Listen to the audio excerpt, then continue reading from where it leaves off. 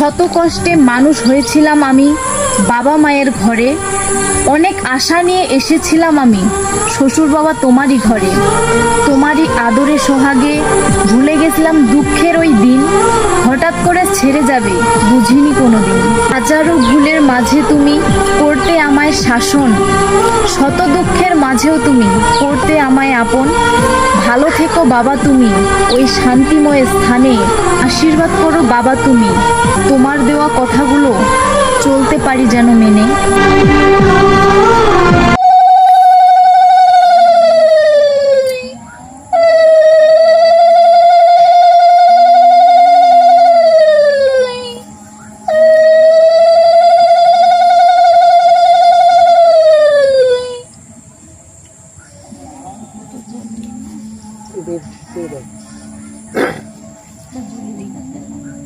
होते हैं ना